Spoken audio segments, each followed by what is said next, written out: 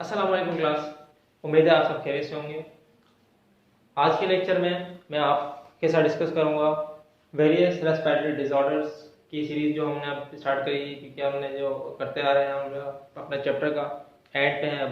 अब इस चैप्टर के अंदर डिजीज़ के बारे में हमें पढ़ाया जाएगा। तो वो डिजीज़ में फर्स्ट डिजीज जो नंबर पे आती है वो है हमारे पास ब्रोंकाइटिस। तो ब्रोंकाइटिस बेसिकली क्या होती है? ब्रोंक का मतलब जैसे हम पढ़ के आ चुके हैं, ब्रोंक्योल से लिया गया है। ब्रोंक का मतलब होता है ब्रोंक्यूल्स और ब्रोंकाई, ठीक है। मतलब जो वो ट्यूब जो लंग्स के अंदर हमारी एंटर हो रही होती है, जिसके जरिए जो एयर पैसेजवे का एक मेन पार्ट है।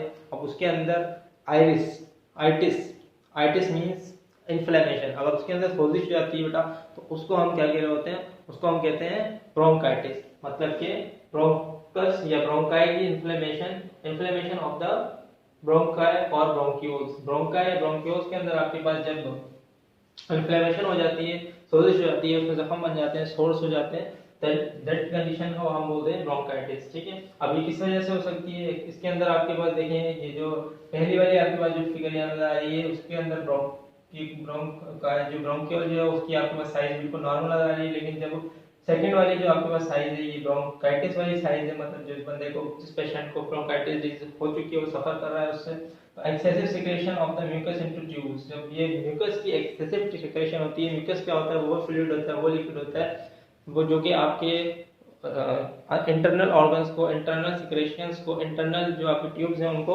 लिक्विफाई कर रहा होता है, उनको लुब्रिकेट करने में मदद करता है। तो वो सिक्रेशन बढ़ जाती है उसकी किसी, अब इसकी रिजल्ट्स क्या होते हैं? स्वेलिंग हो जाती है ट्यूब्स में, जैसे आप देख सकते हैं सूज चुकी है। पहले यहाँ पे बोलते हैं कितना इंक्रीज है और एक्सपेंडेड है, काफी इसमें एरिया है। लेकिन जब ब्रोंकाइटिस हो गई है किसी को, तो उसका जो एरिया है, जो होल है, वो बिल्कुल नैरो हो गया है, ठीक है। तो उसके रिजल्ट्स आपने देखे, नैरो ट्यूब हो जाती है। और कॉज कैसे होती है बेटा? ये ज्यादातर आपके पास वायरस से होती है, बैक्टीरिया से होती है, और केमिकल इरिटेंट्स वगैरह से हो जाती है। मतलब कोई केमिकल प्रेजेंट है एटमॉस्फेयर के अंदर और आपने उस एटमॉस्फेयर के अंदर अपनी सांस ली, आपने वहां रेस्पिरेशन करी, तो ये इस वजह से भी हो जाती है। अब इसकी दो टाइप्स हैं, अक्यूट हो सकती है, क्रोनिक हो सकती है। किसी बंदे को अगर कोई बंदा सफर कर रहा है इससे, तो उसको दो किस्म की हो सकती है। अक्यूट में क्या होता है? यूजुअली अबाउट 2 वीक्स, ये कितने अरसे तक चलती है? ये तकरीबन आपके 2 हफ्ते तक चल जाती है।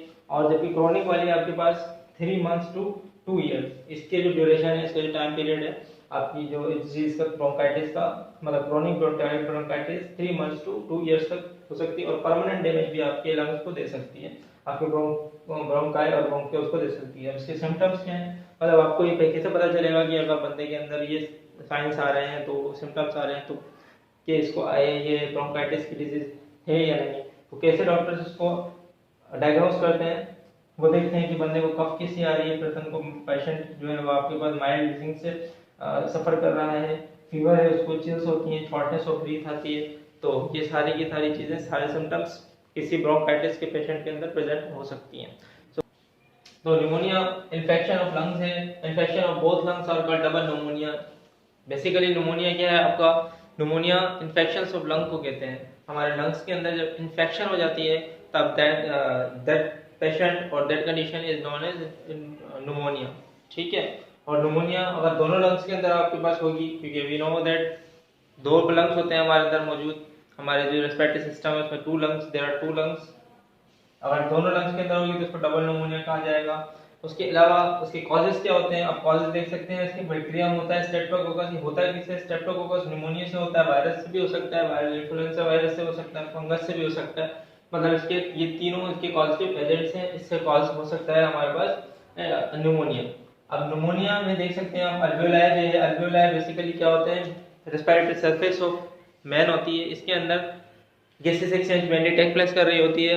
अब जब इसी की डिजनरेशन हो जाएगी, इसके अंदर खराबी आनी शुरू हो जाएंगी, तो क्या होगा? उसको हम न्यूमोनिक कंडीशन कहते हैं। अभी क्या करते हैं, जो कॉजेटिव एजेंट्स हैं वो ऑर्गेनिजम्स आपके बॉडी के अंदर अल्वेओलाई के अंदर जाके बैठ जाते हैं, एंटर हो जाते हैं और सेटल करते हैं, वहां पे ग्रो करते हैं, अपने नंबर्स को इंक्रीज करते हैं। देन वो लंग्स के टिश्यूज को डैमेज कर देते हैं, ब्रेक डाउन करते हैं, और आपके लंग्स का जो टिश्यूज है, मेनली आपकी अल्वेओलाई, वो फिल हो जाती है फ्लूइड एंड पस के साथ, विद फ्लूइड एंड पस से भर जाती है। यहाँ आप देख सकते हैं जो आपके पास नॉर्मल अल्वेओलाई है उसमें पस वगैरह आपको नजर नहीं आ रही है, जबकि आपकी जो अल्वेओलाई फिल्ड विद पस वाली जो है वो न्यूमोनिया वाली अल्वेओलाई पेशेंट मतलब वो अल्वेओलाई है जो कि नमूनिया के पेशेंट के अंदर प्रेजेंट है। देन इसके ट्रीटमेंट्स भी हैं बेसिकली, जैसे होते हैं हर डिजीज का कोई ना कोई ट्रीटमेंट है, कोई रेमेडी है। अब इसकी ट्रीटमेंट क्या है, अवेलेबिलिटी ऑफ वैक्सीन के जरिए ये आप इसको प्रिवेंट कर सकते हो, और एंटीबायोटिक्स के जरिए भी इसको ट्रीट किया जा सकता है।